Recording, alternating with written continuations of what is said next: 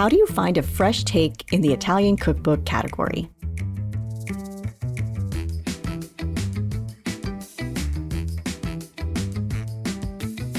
Welcome to Everything Cookbooks, the podcast for writers, readers, and cooks. I'm Kate Leahy, and I'm here today with Molly Stevens. Hey, Molly. Hey, Kate. Let's just get into the country of Italy. It's a small country, but it's been mined for years by Americans who want culinary inspiration. Has everything been written about in Italy? But it seems like there's new Italian cookbooks, like our appetite for Italian cookbooks. I mean, I'm looking at my books and it's probably the biggest next, maybe French, just because of my own background. But I remember we spoke with Kathy Wims and she wrote that whimsical, watercolor book and just sort of the romance of Italy. Yeah, just to put it in a historical context, it's an ancient place, but Right. It hasn't been a unified country for that long. So when you say Italian cuisine, it's not a monolith. Yeah, Calabria at the tip of the toe of Italy, that's a lot different than Friuli, which borders Slovenia. And that border really was like still in flux through World War II. Right, right. So there's just incredible regional variance in the food. Right. And I think that's where a lot of the excitement remains in Italian cookbooks. Well, today we have someone who has a brand new Italian cookie cookbook coming out. I've known about this book for a year or so, and I've been so excited for it. I feel like you've talked about this book a lot. Yes, because I love cookies and I love Italy. And I also could just tell how much work went into this book. So the book is called Italian Cookies. It's by Domenica Marchetti. It's a book about all these like secret cookies of Italy. Some of them you might know, but a lot of them you've probably never heard of. Domenica has a graduate degree in journalism from Columbia University, and it really shows the research, the journalistic approach to the stories, because it is recipes and stories. But the stories they're not fanciful. They're about the history of the cookie, the bakery that makes them. And she traveled around 20 regions of Italy and came up with these very authentic regional cookies. Yes, let's get into it. Domenica, welcome to Everything Cookbooks. Thank you for having me. I'm excited to be here. I know I've wanted to talk with you for a while because I'm a fan of your Substack, and we were really excited to talk to you about your new book, Italian Cookies. But before we get into it, we thought we would go into the Wayback Machine and talk about how you got your start, because you didn't get your start in food. You got your start in hard news and journalism, right? I did, yes. So talk about way back. Yes, my dirty little secret is that I never went to culinary school. So I am very much a home cook, and you don't really want to see my knife skills. But I did get a graduate degree in journalism from Columbia. So I was a newspaper reporter before I got into food writing. And I covered everything from school board meetings to grisly suburban Detroit crimes and health and fitness, and kind of a Jill of all trades, which was like that in the newspaper world back then. So I spent some years as a newspaper reporter in Detroit and moved to DC with my husband. At a certain point, we had 2 young kids, and I decided to start a freelance career, kind of reinvented myself as a food writer, because that's what I really wanted to do. I had grown up cooking, in an Italian family. My mom was a wonderful home cook, and I spent a lot of time in the kitchen with her. I spent a lot of time in Italy. So as I got older, I started collecting cookbooks. My dad would give me a cookbook every Christmas for quite a few years. And all of these things I decided I wanted them to come together, my journalism and my love of cooking and food. And that's really how I got started as a food writer. It's interesting to hear you say your dirty little secret is that you didn't go to culinary school. And I often think that some of the best cookbook authors or food writers do not have a formal training, because they're writing, it's easier for them to access a home cook's knowledge base or experience. And it's funny, Domenica, because you and I, our careers crossed paths. We both contributed to fine cooking quite a bit. Yes, we did. And I remember you from those days and your byline, I should say, and your articles and your wonderful Yes. recipes. I am trying to think. I think it was when I had gotten my first cookbook contract and I had written The Glorious Soups of Stews in Italy. I was contacted by Fine Cooking, and it was like a dream come true because Yeah. I had been a subscriber for a few years. And for so many years, I saved all my cooking magazines, even though you can find so much stuff online now. I save all of the like cookie issues of Gourmet magazine and holiday issues of Fine Cooking and other magazines.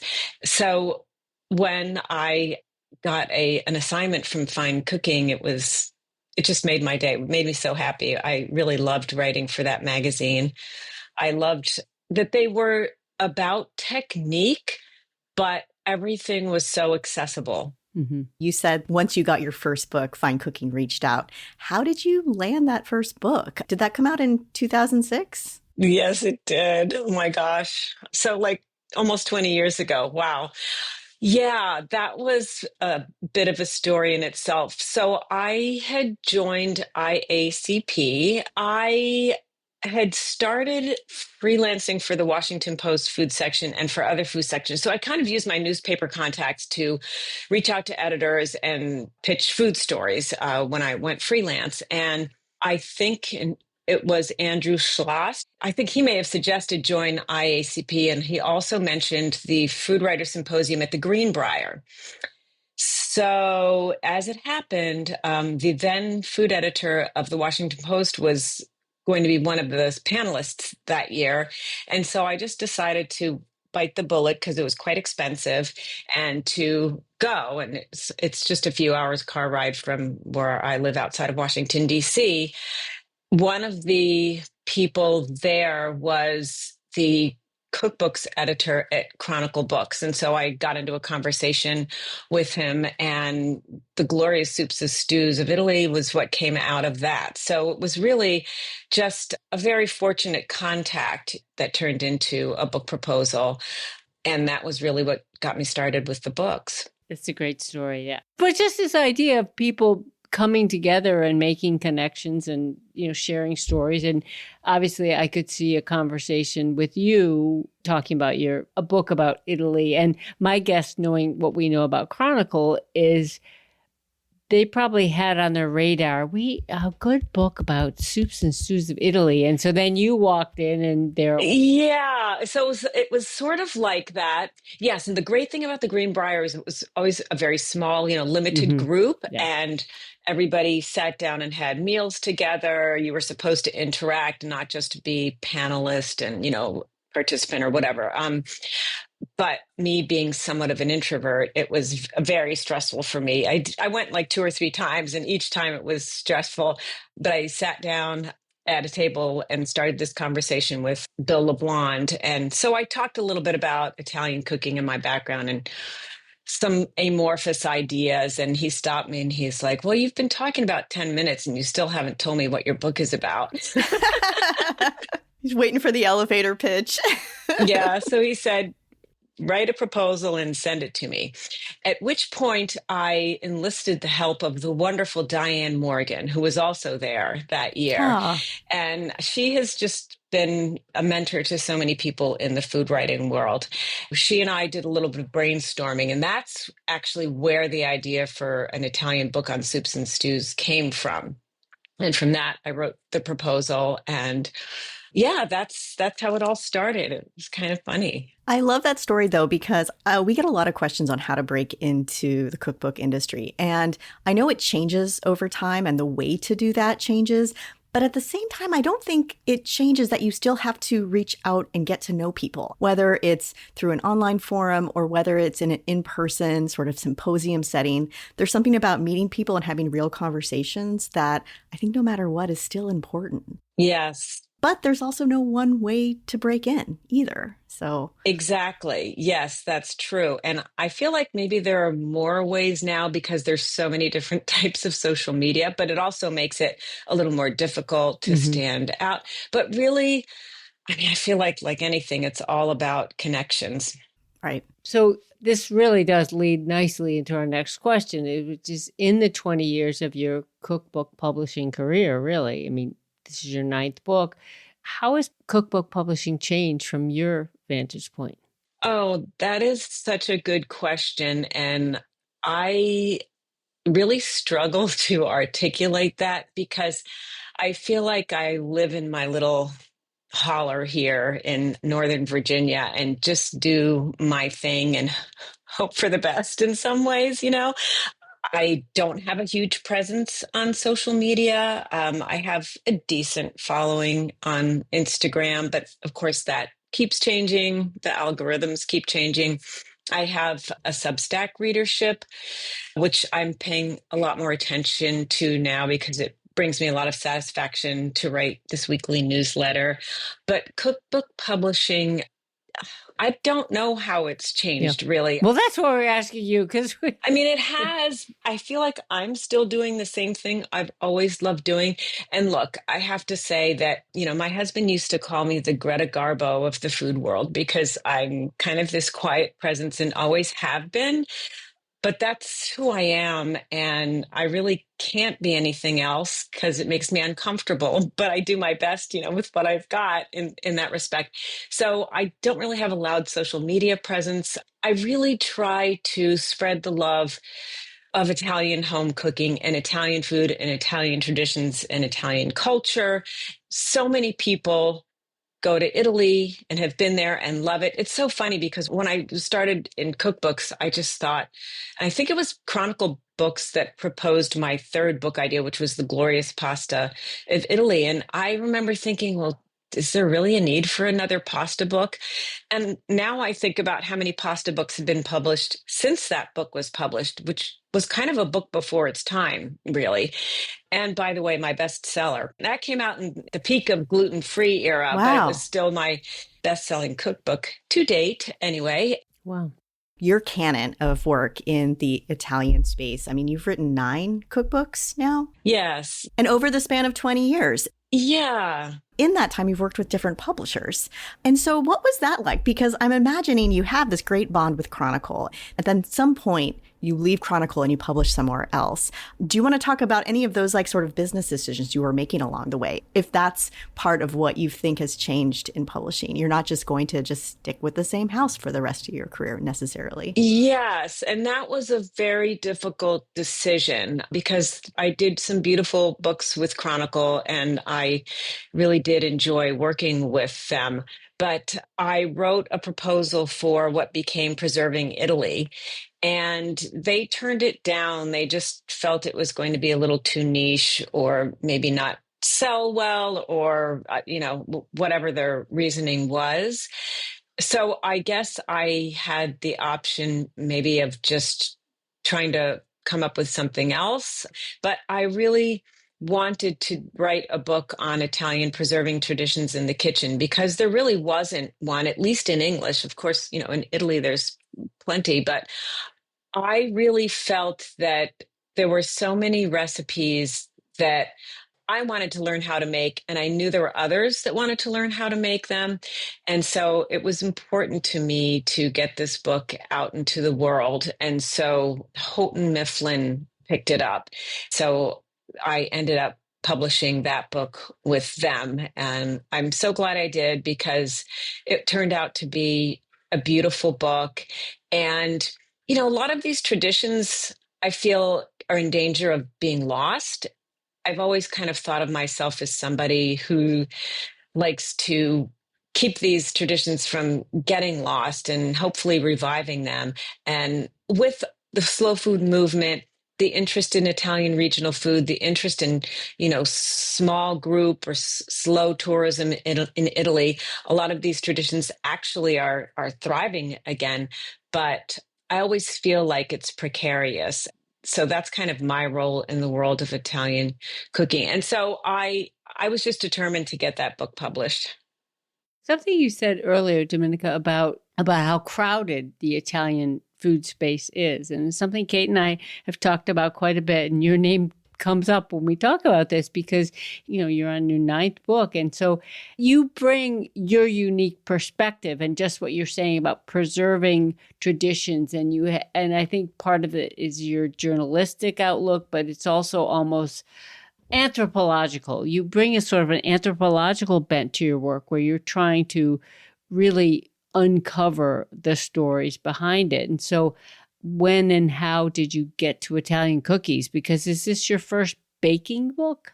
I did a small book with Chronicle called Ciao Oh, Biscotti that that's right. The came out Biscotti book. in Yes. 2015. But at the time that came out, I think I was already working on preserving Italy, and that little book was kind of left to itself. But that was a book that they had suggested I do because they had published a very popular biscotti book back in the late 1990s, I think, which I incidentally had. A friend had given it to me many years ago.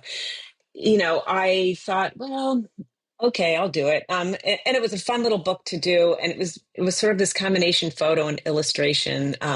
So I had done a little bit of a baking book, and I always like to include baking in my cookbooks. In fact, even the soups and stews book and the Glorious Pasta of Italy both had chapters for sweets because it just seemed weird to me to end a book with like a stew or a savory dish of pasta. I don't know I why. just love that because what I'm hearing is it seems weird to end a meal without Right. a Yeah, sweet. yeah, So yeah, Right. you're like, yeah. we can't end without a sweet. Yeah. So I did like 4 seasonal crostate for the glorious soups and stews of Italy. And then for the glorious pasta of Italy, I did a chapter of, sweet dough. I think they were all Mm. fried, right? Recipes for fried dough, pretty much.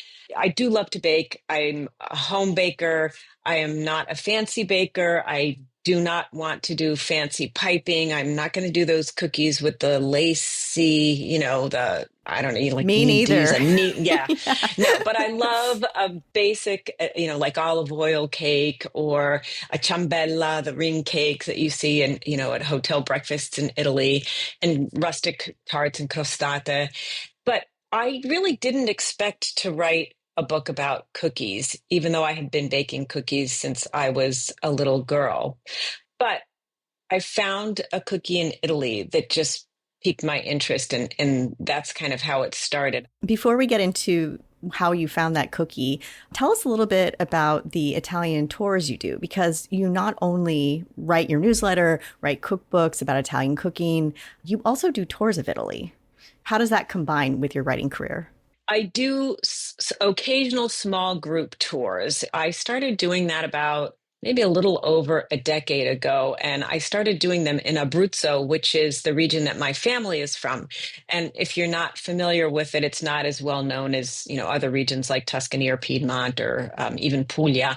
I like to say it's mid-calf on the boot that is Italy, and I spent a lot of time there growing up. My mom was born and raised there. She had 3 sisters who never married. And at a certain point, they moved to Rome and shared an apartment for many years. So we'd spend a little time in Rome, and then we had a beach house on the Adriatic coast of Abruzzo. So Abruzzo has always had my heart.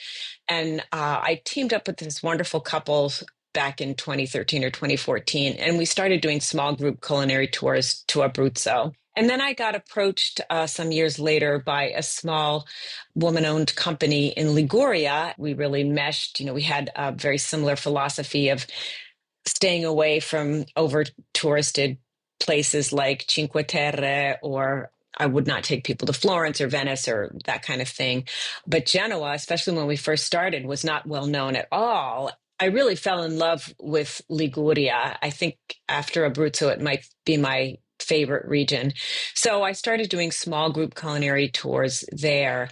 My aim is really to showcase local food producers and wine producers, and to really try to stay away from places that are overrun and aren't really meant to hold so many tourists and travelers, and take people to lesser known places. And there's quite a few of us who are doing this now. I only do 1 or 2 tours a year, maybe once or twice in spring and in fall. And then beyond that, I also do occasional food writing workshops in Italy with Kathy Gunst. She is a wonderful food writing teacher.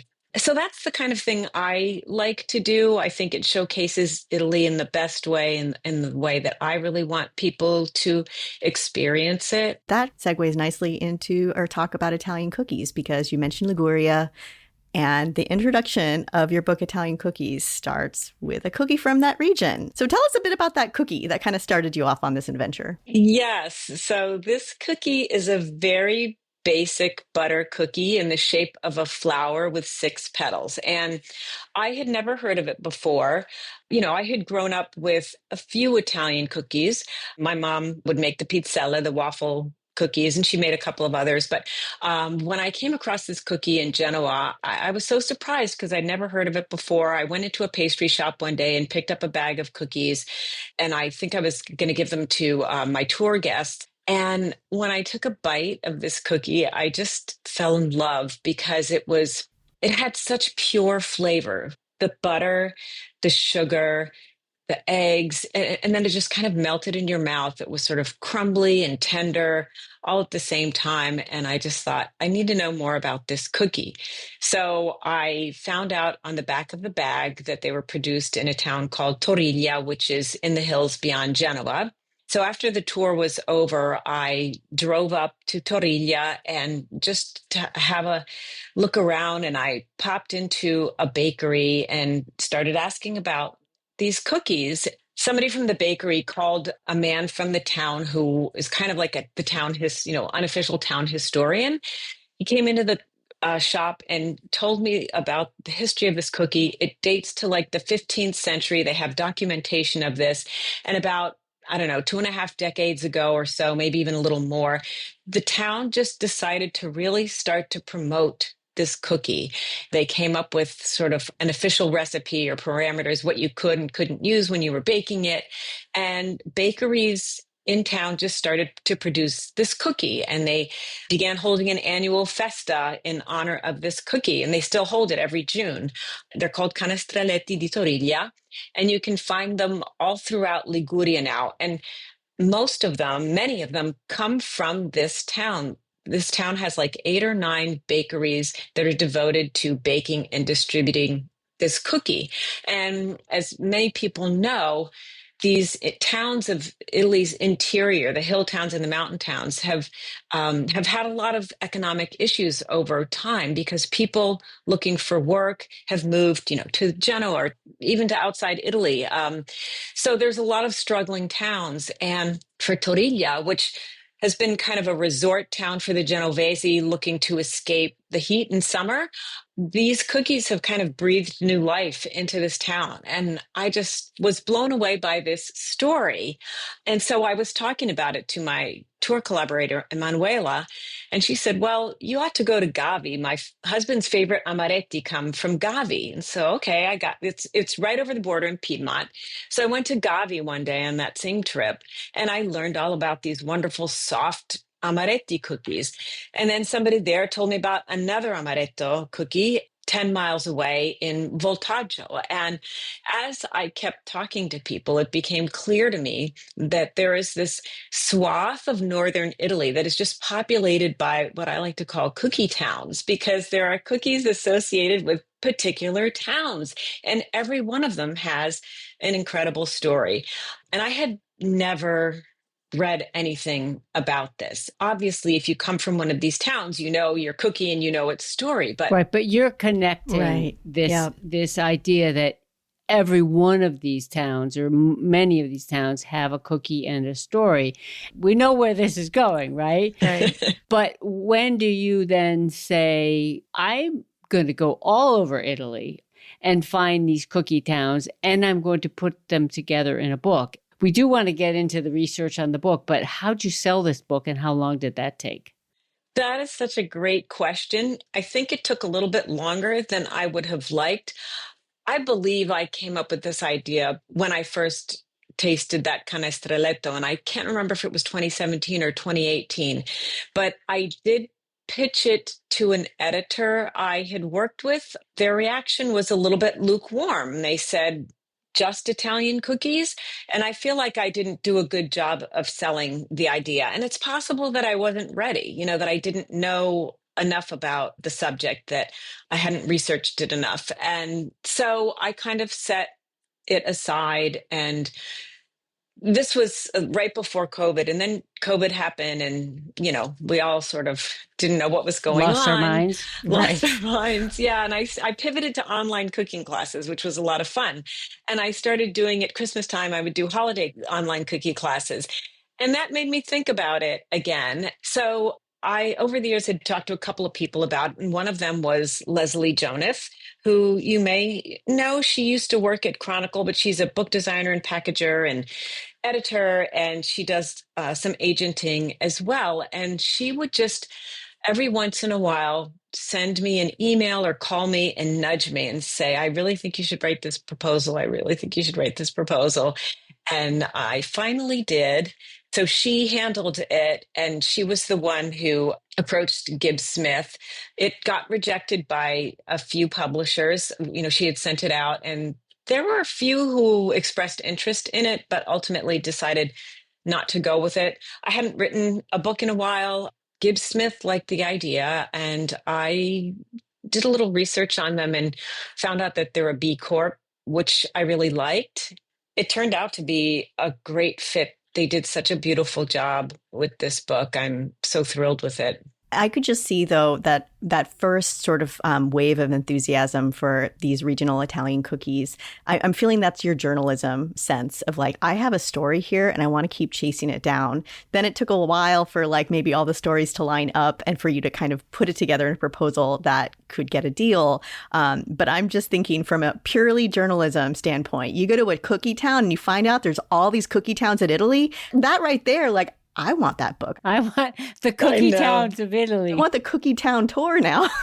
I'm all in. I know. And I've thought about a tour. And in fact, in the back of the book, there is a list of some incredible cookie bakeries that are featured in the book. And I was curious about that because that's not something you find in most cookbooks. And this book has a sort of part travelogue to it. If I were going to Italy and loved cookies, I would, research this book and have a list of places that I was going to go.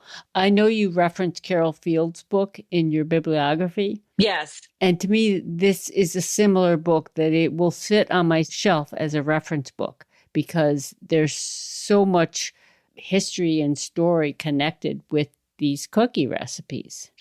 Yes. And oh gosh, I do love her books so much. She was such a treasure, Yeah. and she really did justice to Italian baking. I think she was probably one of my early inspirations next to my mom. So yes, that makes me really happy to hear that. So yes, it's a book of Italian food. It's a book of recipes, but what really hit me when I was researching this was I kind of just call it the human touch, because pretty much everywhere I went, even when I was expecting like a big industrial operation. So, there was a human element, a human touch. I went to interview the patriarch of the Amaretti di Saronno, the crunchy Sure. Amaretti Chiostro di Saronno, because they're based in Saronno. So I went to the outskirts of town for an interview with him a few years ago. It was a big complex, and we had our interview in one of the meeting rooms, and I thought I was going to get to go have a tour of the factory, but instead he said, well, why don't you come back to the chiostro with me? And the chiostro is a cloister. It's right in the town of Saronno. It was purchased by his grandfather in the early 1900s, and it's where he grew up and where his kids grew up, and he still lives. And it's also where the company archives are. So he takes me into this, kind of damp, drafty cloister, and we go up this set of stairs into some rooms where he's got this collection of cookie tins.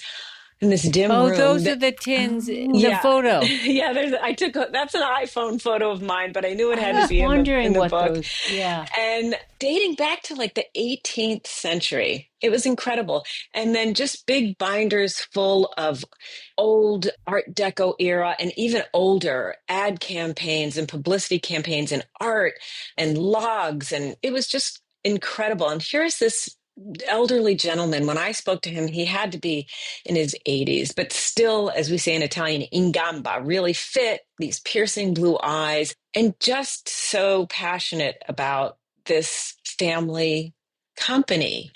I went to the town of Casale Monferrato in Piedmont, which is where crumiri are made. And those are these upside down U extruded, very crunchy, buttery cookies from Piedmont.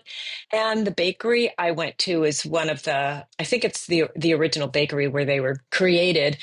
The lore is that the owner of the bakery had friends coming to visit one night and just on the fly made these cookies, and he shaped them like droopy mustaches to mimic the mustaches of Umberto, the king of newly unified Italy. So either in homage or as a spoof. You could tell stories and forever, and the book is filled with that. But the research that went into this and as simple as defining a cookie. Like Right. I think you Yes. say with the Sardinian almond honey snails, you say, this might not really Not be a a cookie, cookie. Yeah. but and then there's what I would call a palmier. You're like, those aren't really cookies. But how did you set parameters for yourself? Because Right. just listening to your enthusiasm, but you had to limit yourself. So how did you decide what's a cookie? Right. Yeah, at a certain point, I thought, okay, I really have to start writing this because I have a deadline. Yeah. So, which is one of the reasons I went into journalism, by the way, because if I didn't have a deadline breathing down my neck, I'd probably never write anything.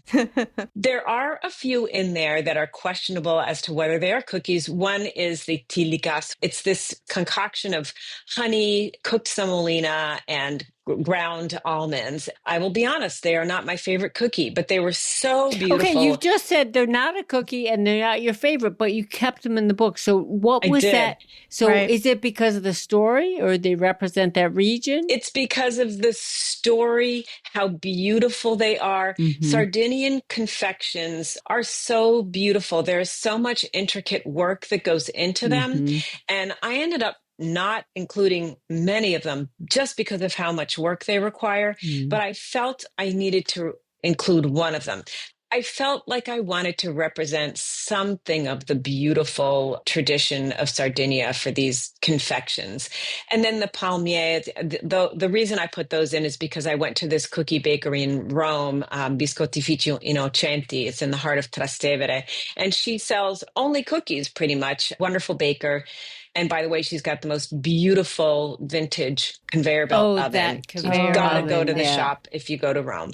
Well, there's no Italian word for cookie, so Biscotti is the biscotti, I generic guess. Italian word for cookies, because what we know as biscotti, the Italians call cantucci. Right, okay. So did you go online, see what people were saying? If there was a region you weren't as familiar with, did you just put on your journalism hat and start calling people? Or did you just go to a town, show up, wander around, walk into a bakery and introduce yourself? All of this requires a lot of guts. And a lot of people are very happy and time to stay in their safe home, researching recipes online. There's nothing wrong with that, but this is like a whole nother level. So just tell us about how you found these cookies. It was a combination, I think, of all of those things. Some I've known for many years, just because I've traveled all over Italy for many years. There were some cookies that I had in the back of my head or that I knew well. Some are sort of the antecedents or the parents of very popular Italian American cookies, like the Ligurian pinolate, the pine nut cookies, which, by the way, are more popular and known here than they are in Italy. Interesting. But I was able to trace their origin to Liguria, which is famous for its pine nuts, because that's where pesto's from. So some of it was just my travels over the years. Some of it was talking to people. I did do some online research. In fact, I was in Lombardy, in Bergamo.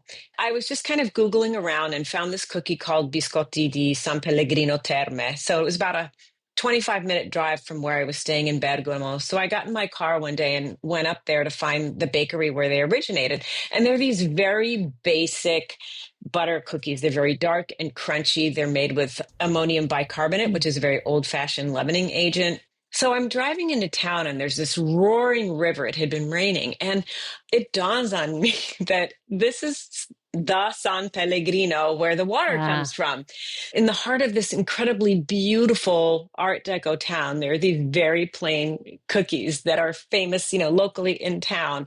And, the owner was once upon a time a puppeteer, and he used to hand the cookies out to his audiences. So you just walked in. You just walked in and said, I want more information on your cookie. Can you share a recipe? Yeah. Some of the time people will not share their recipes. So then you have to, figure it out on your own. Right. You write about like the biker baker who is going to take his secrets to the grave. Yeah. He won't share his cookie recipes. Right. And the reason is, he says, we need people to come to Scano. If you want my cookies, you have to come to Scano. He won't ship them. He doesn't even distribute to restaurants or anything like this. He said, this is my livelihood. He's got 3 sons. This is going to be my son's livelihood. And so I respect that. And I'm a little hesitant, in fact, about asking people for recipes, because some people are happy to share them, but it's almost like, you don't want to take a piece of somebody's soul if it's their livelihood. I don't want to take that from them. I am happy to try to figure out my own version and pay homage to them. Right. Well, I guess we're sort of curious the balance, because you often in the headnote talk about this is my version, or I think with the dolls, the very buxom dolls, you say in many headnotes, you say this is my version. It's as close as or it's very close. It's what I came up with. But then you also sometimes say, I've made this a softer cookie or a more palatable cookie. So were you mostly just buying a pack of cookies and taking it home and reverse engineering? Or did you actually have a percentage of recipes that people generously shared with you? I think there's a percentage. I mean, I went to this wonderful bakery outside of Pistoia, and they were, more than happy to share several recipes with me. Other people in the food writing world, Giulia Scarpaleggia is a well-known Italian cookbook author. She's wonderful. She shared her Cavallucci recipe with me. Some of them were reverse engineered. I was in Siena, I guess, and I went into a bakery that had these big, soft biscotti. They look like cantucci, but they're just baked once. It was a very busy place. I bought a pack. They're packaged because they put the back in like a loaf. Yeah, and they tie them with string. They're really pretty. They reminded me of my mother's ciambella ring cake. And when I got home, I started with my mom's ciambella recipe, which was way too hard and dense, and just kind of worked through it until I came up with a cookie that had that same wonderful, tender texture. They're perfect dunking cookies. So some of them were worked that way. Pupazze frascatane, the dolls with 3 breasts, those are from the town of Frascati. I went into a bakery in Frascati to buy one, and the baker said, they're meant more as I can't remember the word he used, but it was kind of like a novelty. Gingerbread. He said they're not that good. Thing. Yeah. And in fact, they're given to babies to teeth on. They're tough and kind of chewy. And I didn't want that kind of cookie in the books, but I wanted to sort of keep it traditional. So I think I started with online recipes for that, and then worked my way to a recipe that I felt was good enough if you wanted to eat it, but also if you wanted to string it and put it on your tree, you could, Right. Okay. Yeah. You said you come home. So home is in the U.S. because you're writing for a U.S. Yes. You're cooking with American flour. Yes, ingredients. Yes. I do have a little house over in Abruzzo, but the kitchen is quite small. But also, it was important to me to do the testing here in the U.S. But I will say that having a place over there did make it easier for me to travel, go somewhere and come back to the house and go somewhere else and come back. I'd spent a couple of summers doing that. That really allowed me to do the travel that was required for the book. Right. I did want to ask you about any challenges you found in adapting Italian cookies to North American ingredients. The nuts here are different. The flour is different. You mentioned ammonium bicarbonate, the smelly substance. You had to use that that. Like there's no substitution. If a cookie recipe needs it, it needs it, right? Yes, I did substitute it in some case, and I would make sure I was happy with it. So ammonium bicarbonate really smells like ammonia. If you open a Yeah. container of it and take a whiff, it will really curl your eyeballs. You don't want to do that. It's very caustic almost. But as the cookies bake, you can sort of smell it, and then it bakes off and you're left with this very crispy texture. So it really is the best, like for those biscotti di San Pellegrino, it really is what gives them their crunchiness and their dark golden color. I did something I called biscotti da insupo. This was based on a very big sort of finger. And I believe on the package they used ammonium bicarbonate, but I did a version with baking powder because it came out beautifully. And I thought, okay, if it comes out well with baking powder, I'm going to go with the baking powder. I feel like you do that with lard as well. Like in some cookies, use butter, or say you could use butter or lard. But if it really needs lard for that texture and flavor, you say go get the leaf lard and make it. Yes. Yeah. And as for the nuts, it was only after I tasted Sicilian almonds that I understood what almond extract was. Because if you bite into one and just keep chewing it, you'll get that sweetness, that almond extract, even though I'm talking about sweet almonds and there's also bitter almonds, which are the slightly toxic ones that a lot of Italians do use in their baking. But I didn't use those over here because you can't source them. And so I did use almond extract. I happen to love it just a little bit because it's very easy to go overboard with it. But I found that when I was using non-Italian nuts, a little bit of almond extract was helpful. To kind of replicate that flavor that you remember having in Italy. That's just always the tricky balance. Yes. I did also want to ask you about the visuals for this book. You baked every single cookie and then brought it up to New York for your photo shoot. Yes, that was so much fun. For people who haven't seen a cover yet, the cover, it says Italian cookies, but it is full of, I don't know, 30 different cookie varieties. Am I right in saying all the cookies that were photographed in this book you baked at home? I did, yes. Wow. Those are all cookies that I baked. So Lauren Volo was the wonderful photographer. So I spent, I think, a couple of months, sometimes as I was testing, just squirreling away dough and cookies in the freezer. And thankfully, a lot of these cookies freeze really well. Yeah. January 2025, my husband and I basically filled the trunk and back seat with bags of containers of all these cookies, plus extra dough, embellishments like candied orange peel and sprinkles and, whatnot. And we drove them up to this studio in the Flower District in Manhattan and just unloaded them all. And then Lauren and Maeve Sheridan, who was the wonderful prop stylist, she and Lauren would just bring down carts of props and take my cookies and just put them in beautiful poses, basically, and photograph them.